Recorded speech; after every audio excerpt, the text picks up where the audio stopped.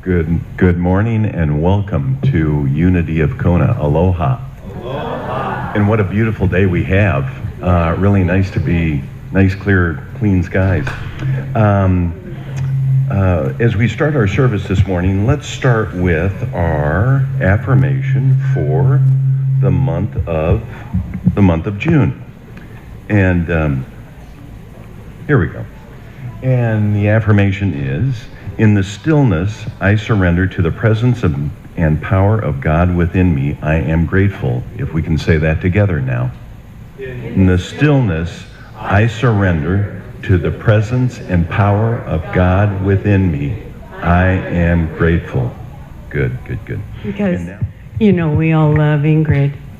But today's officially her last Sunday for a while.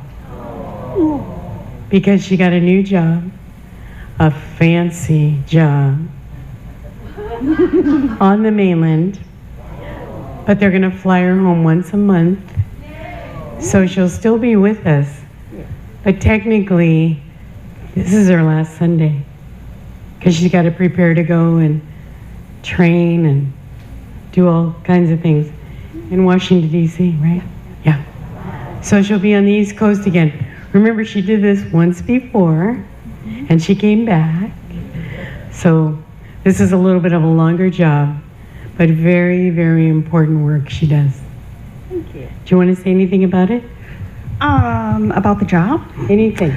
It's a wonderful job, and it's kind of like me coming from behind for my last great hoorah with the race, So it's real stable, financially secure, and hopefully in 3 years I'll be able to officially retire and won't even have to work anymore. So, hooray! Hey. So, give your love to Ingrid today. So she's filled up. And then one more announcement is from Eve, because we have a special thing next Sunday. You want to come up, Eve?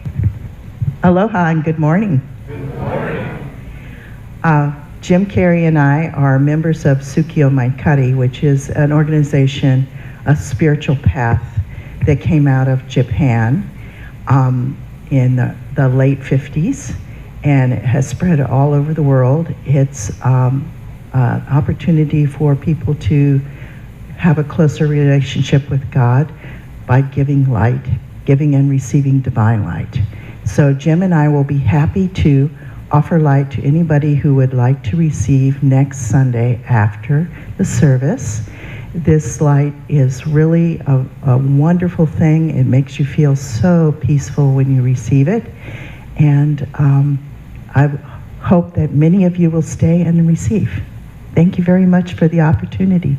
And that we may have other members from around the island attend as well. We're not sure yet about that, but thank you so much. And the daily word today is empowered. I am empowered to bring my highest good into expression.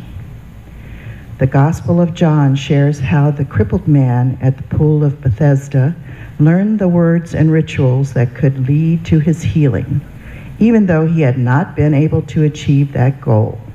Jesus demonstrated that the true answer was much simpler. Stand up, take your mat, and walk. The faith demonstrated through the simple act of standing was all that was necessary to overcome the apparent limitations in which he had been living. I may have caused myself great confusion in the past because I believed the power necessary to live a spiritually centered life could be found outside of myself. Today, I know that I am innately empowered to make the choices that will bring my highest good into expression. Be strong and courageous. Do not be frightened or dismayed, for the Lord your God is with you wherever you go. Joshua 1:9.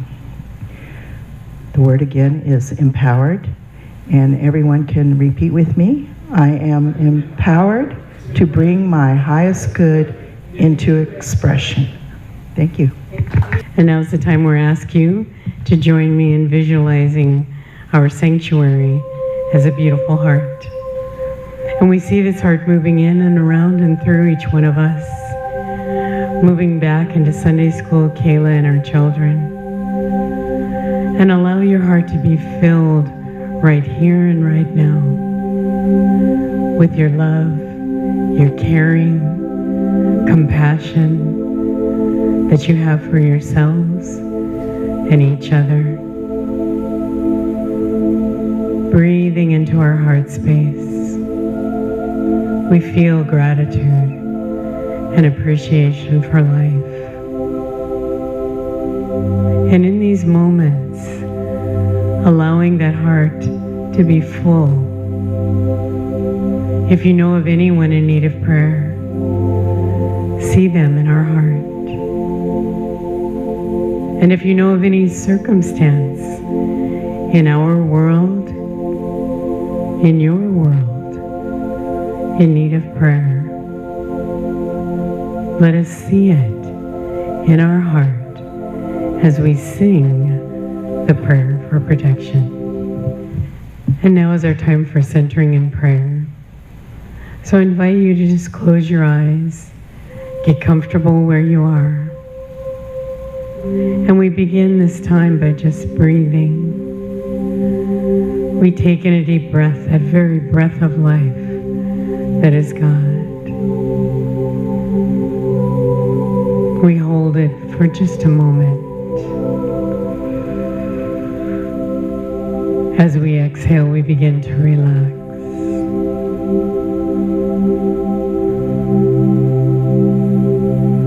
Breathing in again deeply.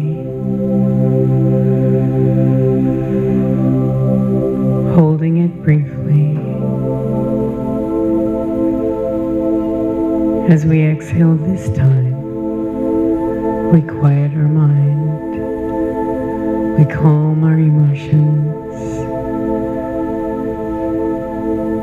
And once more we breathe in.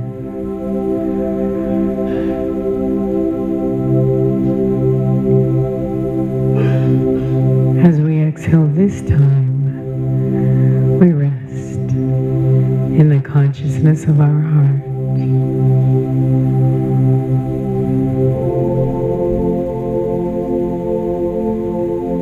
Relaxing your breath.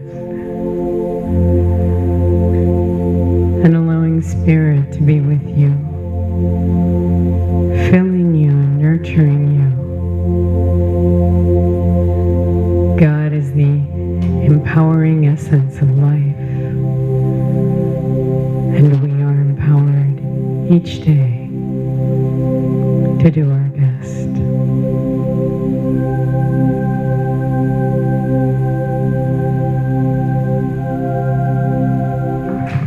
How is everybody today? Wonderful, great, amazing, empowering words. Those are our thoughts for today. Our lesson today is the last one in our month of mindfulness, because mindfulness builds a firm foundation. How many of you have found that you've been practicing a little more of your mindfulness in different ways? Raise your hand high. Look around, people. It's working. Because we are a mindful community.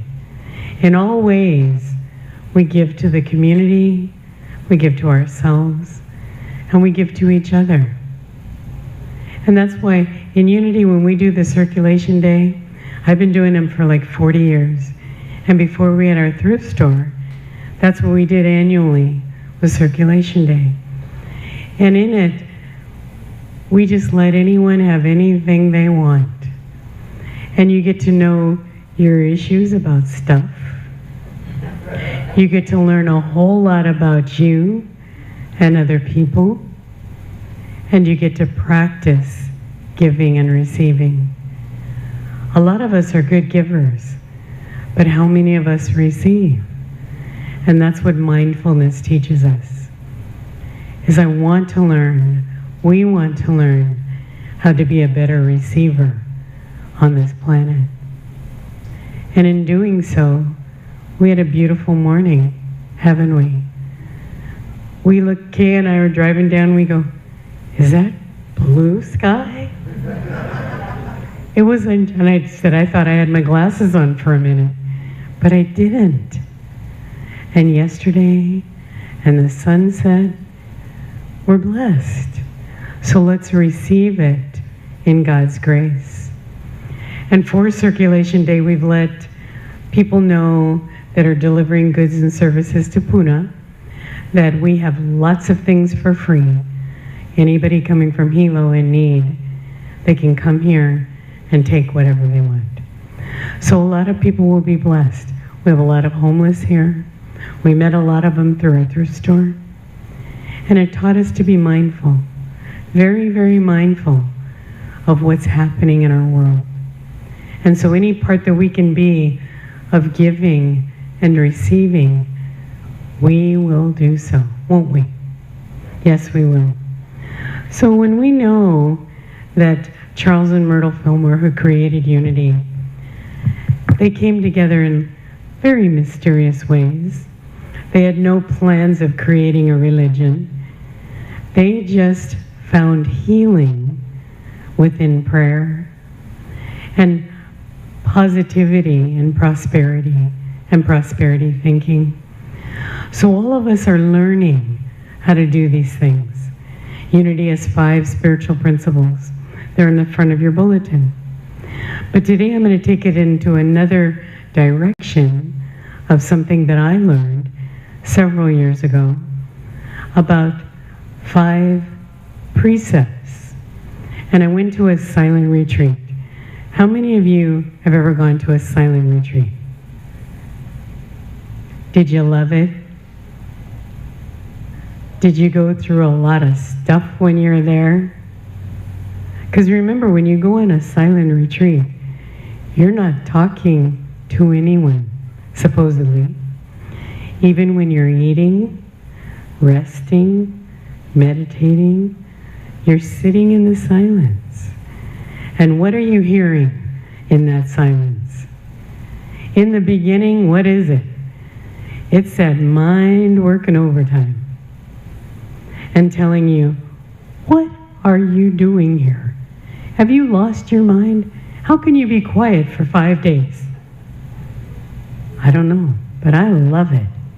And as you walk through the experience of mindfully eating, sleeping, just being, something happens. That's why we encourage you to pray and meditate daily, because it will change your life. And so I'm going to read to you what we read in our new members' classes.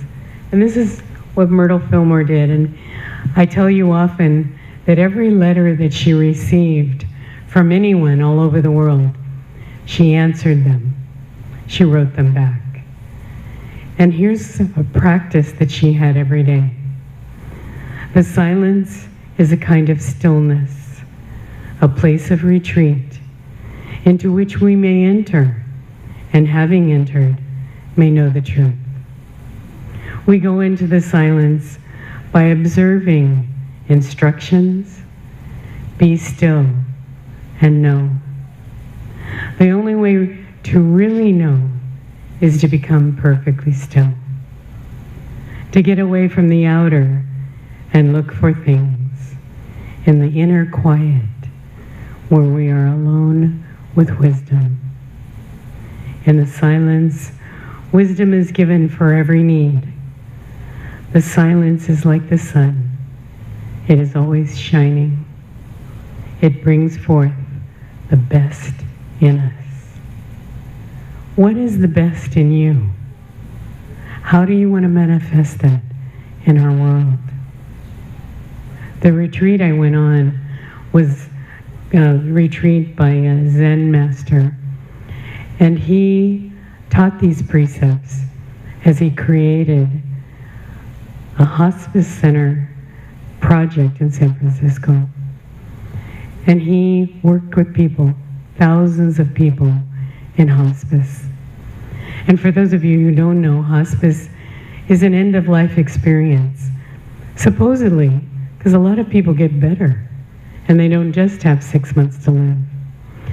But what Frank did was teach people to embrace life, even if you've been told that you're not going to live very long.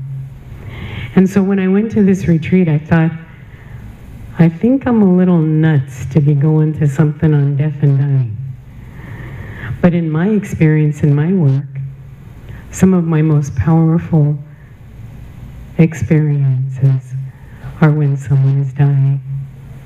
And as you sit with them and hear them or not hear them, you learn incredible experiences about God, about life, and about people.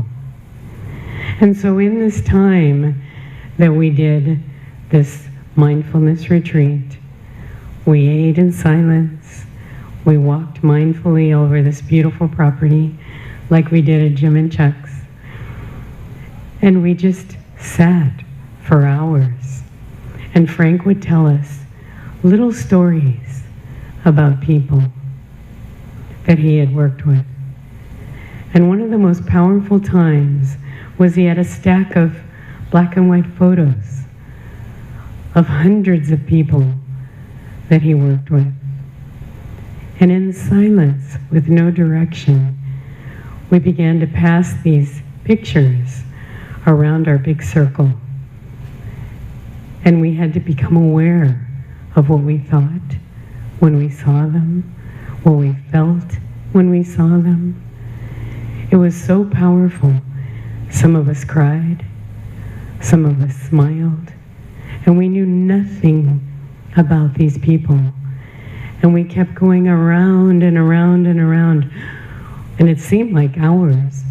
Imagine it was only minutes.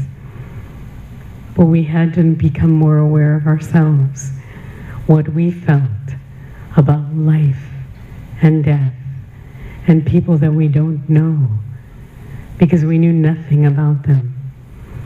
And then we went and journaled about our experience. And it was incredibly powerful in those moments to be one with God, no matter what is going on in our lives.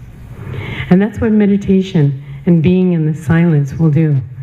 It will teach us and teach you how to be one with yourself. And it's only by how well we know ourselves that we can know others, that we can love others and give our experience and share our life with someone. How many of you experienced things like that in your life? Many. And it's because the more we are real, the more we are present, the more we can experience. And so these 5 precepts are very simple. And I'm going to go over them first, one at a time. And you can see or think or hear what your guidance is telling you to do. And in the end, I'll invite you to pick just one to work on this week. The first precept: welcome everything, push away nothing. How many times in our day do we hear something or see something and we're like, we got a hand here. It's not getting into me. It's not coming closer. Do you do that? I hope I'm not the only one. Yes. So in this, Frank teaches, in welcoming everything, we don't have to like what is happening. It is not our job to approve or disapprove. It is our task to trust, to listen, and pay careful attention to each ongoing experience. At the deepest level, we are being asked to cultivate a kind of fearless receptivity. Life is a journey of continuous discovery in which we will always be entering new territory. We have no idea how it will turn out. We may visualize, we may affirm, yet we truly do not know the outcome. It takes courage and flexibility. And the gift is we find balance. This life, this journey, is a mystery that we need to lean into, risk, and forgive constantly. So we welcome everything and we push away nothing. The second precept is bring your whole self into the experience. How many of you have had an experience and you're like, I'm not going to do that? Anybody do that? I don't want to do that. This isn't right for me. We speak spiritually. This isn't something I'm called to do. Do you ever use those words? Because the more spiritually we speak, the more spiritual we are, right? Sometimes. So when you bring your whole self into an experience, we bring the process of healing ourselves and others. We're open to both joys and fear. In the service of this healing, we draw in our strength. We draw in our helplessness. We draw our wounds and our passion to discover another meeting place with someone else.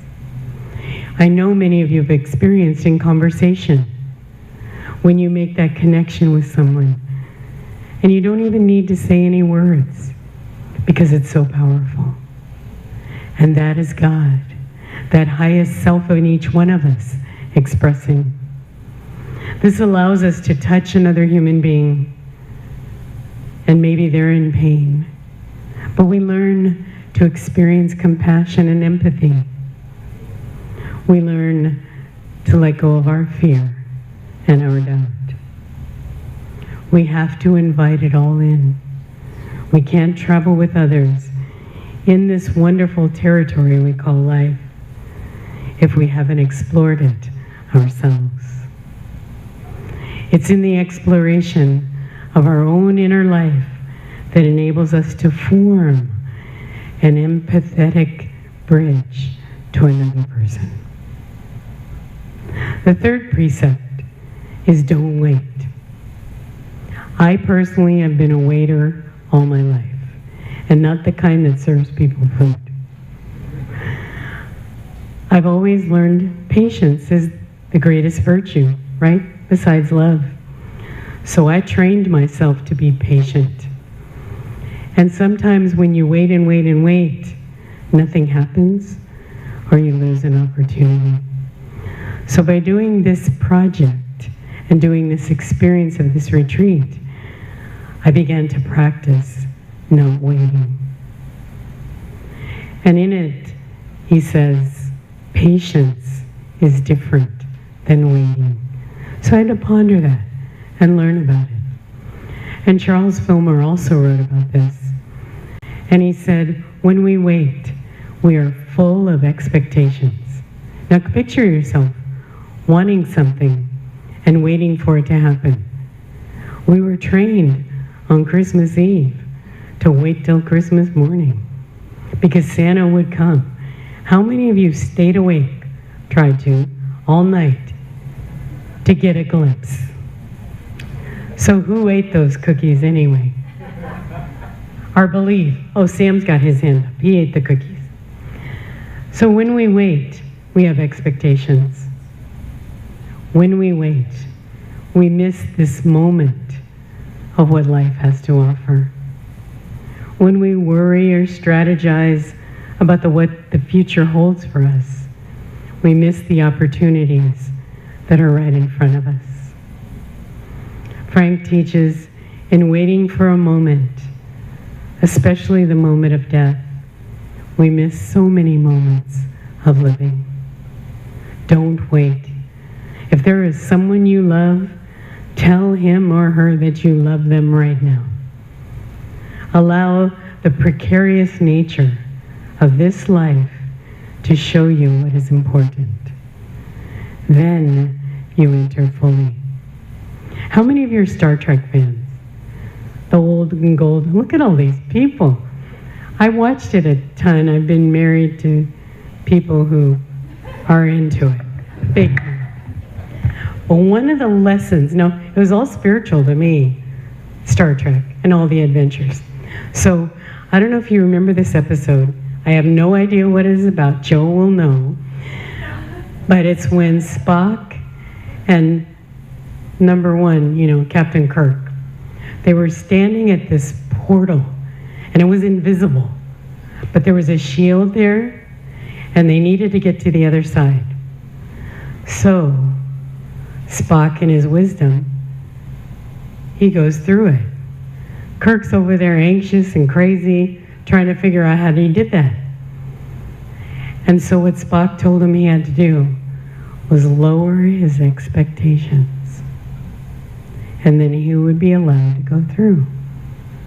And it took him a bit, because he had to let go of his mind that's always strategizing and figuring things out. And he had to let it go, and the portal opened, and he walked through. Now, when I was an insurance agent, and I saw that episode, I learned about expectations, about getting clients, of losing clients. So I'd always sit there when something was happening, and you all love insurance agents, right? See, yeah, we know that. So I tried to be a different kind of agent, as you probably can imagine. I was always trying to help people. So that doesn't make a good agent. You have to be cutthroat and very businesslike all the time. Well, I insured nonprofits, contractors who couldn't get their insurance from anybody else. I was just Miss Happy-Go-Girl, whatever I had to do to make it work. But I learned that I needed to not wait for things to happen, but yet to be patient about life. And how many of you have ever experienced where there's something that has to be done right now? Anybody? But if you set it aside for just a moment with a little patience, what happens? You get clear guidance about what to do. So I practiced that in my insurance life. It was like, this stack is going to be here, and one by one I'll go through it. But things that I don't know the answer to right now, let me set it aside. Let me develop patience without expectations and without people pleasing. And let's see what happens. And God manifests himself in every experience. So that's the third precept. Don't wait, because it's different than being patient. Don't wait for your calling. Start acting upon what you're guided to do. The fourth precept is find a place of rest in the middle of things. How many of us say, well, as soon as I'm done with that, I'll take a break? Anybody ever said that? Or when you're just super busy, maybe you're tired as you're driving, what do? Power it through. How many of you used to stay up to the wee hours of the morning trying to get a project done? Yes. Did it benefit you physically, mentally, emotionally, and spiritually? Sometimes. But mostly it did not. So now, through learning life and spiritual tools and making them happen, when you're in the busyness of life, when you hear that voice that says, let's take a break, let's take a moment, go take a nap, and you talk to yourself and say, well, my mom said naps were for lazy people. She did. So I learned how not to be lazy by pushing. Now I don't do that because life is more important. And so we often think of rest as something that will come when everything else is complete. It's like when we go on a vacation. How many of you say, I can't wait to go on my vacation? Then you pack it full of everything and you come back unrested. And how many people say, I need a vacation from a vacation? Dawn. Yeah, she needed a vacation from her vacation. Now she's back to work. Yes. When we